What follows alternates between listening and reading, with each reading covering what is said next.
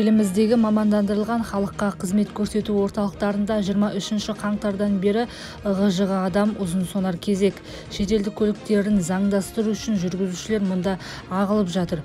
Осы күнге дейін 10 мыңға жуық азамат қазақ нөмірін алып үлгерді. Ал тіркеуден өте алмай жүргені қаншама.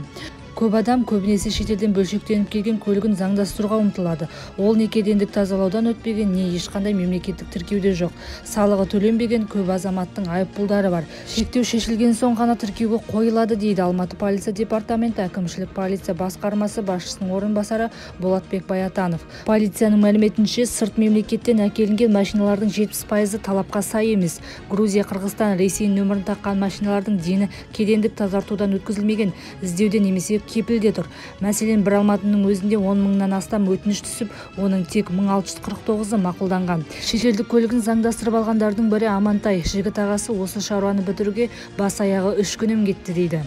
Машинаны 1 жыл бұрын алғанмын. Шаруаларға, үйге, тірлікке 700 мың теңгеге. Қырғыздың машинасы, кеше барып есептен шығартқыздым. Өзіміздің қазақ машиналары қымбат, сондықтан да қырғыздың машинасын алдым. Енді мынадай қойғызады деп ойламадым. Бірақ тәуба, бәрі ойымыздағыдай дейді қала тұрғыны Амантай Қартмағамбетов.